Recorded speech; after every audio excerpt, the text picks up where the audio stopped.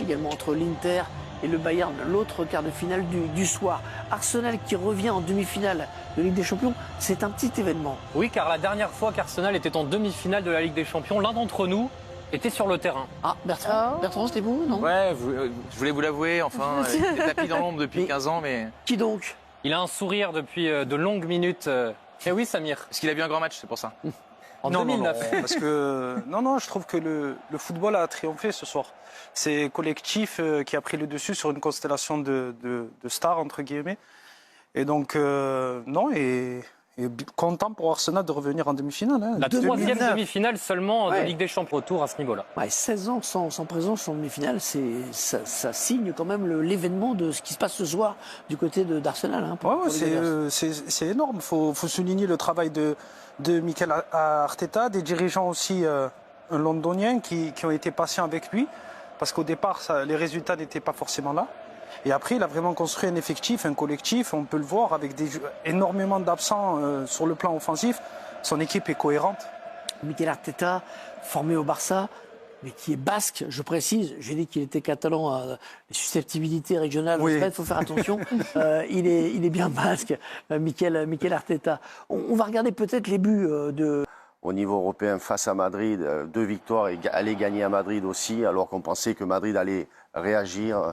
Franchement, c'est un super boulot. Victoire dans les arrêts de jeu avec le but de Martin. L'individualité, les stats, et il a fait passe D, les buts, etc. On ne parle que des individus et de moins en moins du collectif, je trouve, même dans l'analyse qu'on peut faire des matchs.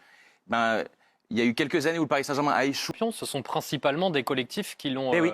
emporté plus que des équipes portées par une ou deux individualités. Même le Real de la saison dernière, où il y avait certes Vinicius, Bellingham qui ont brillé, mais c'était avant tout le collectif qui s'est sublimé. Et souvenons-nous que les Galactiques n'avaient pas Bien sûr. remporté la Ligue des Champions non plus à l'époque où il y avait la plus grosse densité Ils étaient tous réunis, de stars, où ils étaient tous réunis. On a cru voir un signe à un moment donné. Pas prendre l'info de son côté, mais après, entre le temps où tu t'es tourné et tu reviens sur le... Ça ne le fut pas effectivement. Est-ce qu'on peut constater, c'est l'impuissance ce soir de ce Real qui s'est créé très peu d'occasions. Je ne sais pas ce que donnent les XG, mais ça doit être assez faible.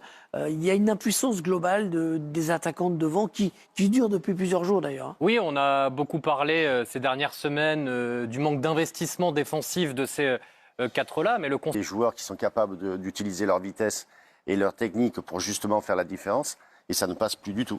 ils ont du mal à se trouver. Un petit peu mieux, hein, les XG, quand on prend le temps, bien sûr, où c'était très faible avec 18 tirs cadrés, en fait, mais ça ne suffisait pas. Je trouve qu'on sait que cette équipe, elle est déséquilibrée, qu'ils font pas les efforts défensifs, mais je pense que là où je suis le plus déçu, effectivement, c'est que offensivement, il se passe rien avec les quatre devant. Enfin, c'est là que j'attendais qu'ils fassent la différence. Le milieu de terrain, bon, ce soir, on va encore en reparler, mais... J'étais obligé. L'année dernière, ils avaient Kroos qui est capable de dicter le tempo, de distiller les ballons. Là, aujourd'hui, au milieu de terrain, c'est un milieu de terrain travailleur qui va récupérer des ballons, qui va être costaud, mais il n'y a personne pour les mettre dans les meilleures conditions aussi au 4 de devant. La question, c'est est-ce que c'est la fin d'une époque? Peut-être qu'on peut demander à François et Christophe qui ont commenté ce match, est-ce qu'il y a une ambiance un peu de fin de règne? Est-ce que les gens que vous avez croisés au stade avant, alors ils avaient tous l'espoir que ça se fasse, mais on sent un désenchantement, la fin d'une histoire de ce groupe qui a très peu évolué depuis plusieurs années. Hein. Oui, c'est une tristesse générale qui s'est diffusée tout au long de cette soirée. Avant le match, les supporters y croyaient. Tout le monde semblait même persuadé que le Real allait le faire. Et puis à aucun moment dans le match, on a senti que ce scénario était possible finalement, Christophe. Oui, c'est vrai.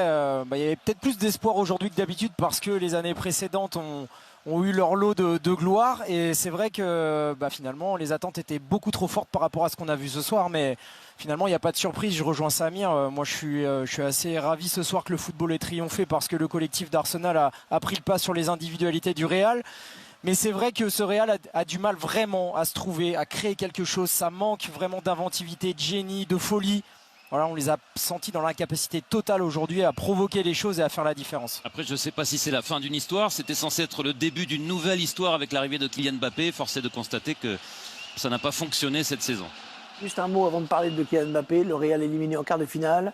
C'est rare, pas rare. C'est rare de ne pas voir le Real en demi-finale de Ligue des Champions. Ce n'est que la 3e fois en 15 ans que le Real est absent des demi-finales et la première fois depuis 2020. Et c'est terrible pour Kylian Mbappé qui est venu à Madrid pour gagner des titres, pour aller plus loin, pour dépasser le plafond de verre et qui là se prend le plafond ce soir. J'ai une question. Quand vous dites fin de cycle ou fin d'histoire, vous faites allusion à quoi pour qu'on puisse... Je pense à Carlo Ancelotti, Ah par ouais, exemple. je pense que pour lui, ça va être... Voilà, je pense, hein. D'ailleurs, Carlo Ancelotti, c'est la première fois qu'il s'arrête aussi tôt dans la compétition avec le Real Madrid, que ce soit lors de son premier et là de son deuxième passage. Peut-être aussi la fin d'une surdomination du foot européen dans la continuité. Attention, il a gagné une année sur 2, le Real. Ouais. Donc peut-être que l'année prochaine, il a gagné Je pense aussi. au renouvellement notamment du Tombe bien. milieu de terrain. On a fait tous le constat qu'il y avait avec la retraite de Kroos et tout un manque Modric de aussi qui recrutement. commence à vieillir. Modric qui va partir, qui va arrêter certainement. Donc il y a des nouveaux joueurs qui vont devenir les leaders. Oui, oui. Même si certains sont déjà là, Bellingham et donc Mbappé. Parlons de lui. On a quelques images d'une caméra isolée sur son match. Il n'a pas pesé encore ce soir, malgré ses tentatives, malgré le penalty obtenu dans un premier temps et finalement annulé après vérification auprès de la VAR. C'est aussi là un constat d'impuissance qu'on est obligé de faire. Tout à fait. Mais je pense que ce constat-là, on pouvait le faire déjà après la double confrontation contre l'Atlético. On a laissé le bénéfice du doute après sa grosse performance face à Manchester City.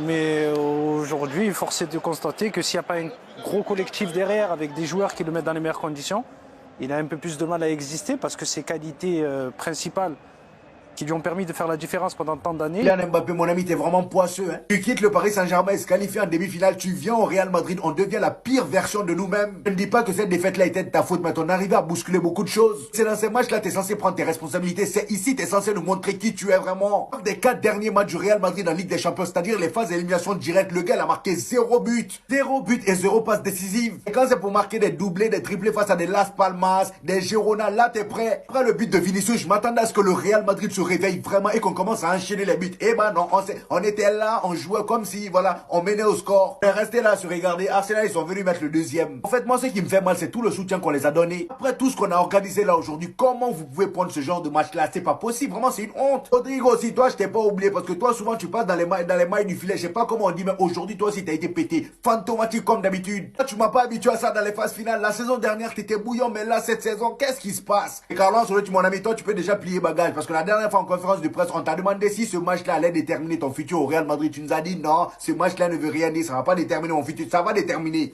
Ça va déterminer. Dès ton entrée ce soir, va plier bagage. Eh les amis, moi j'en ai marre de continuer avec lui là. Franchement, depuis le début de la saison, on parle, mais il y en a certains qui espéraient. Aujourd'hui, nous-mêmes, on a vu, non? Et le Real Madrid, c'est le Real Madrid, le grand Real Madrid. On a vu maintenant ce qui était grand là. C'était Arsenal.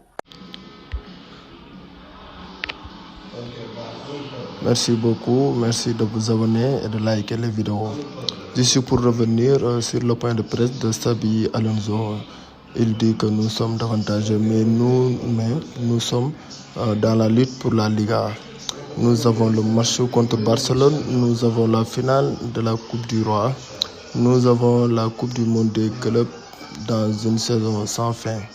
Est-ce que vous pensez que le Real Madrid peut gagner la Liga?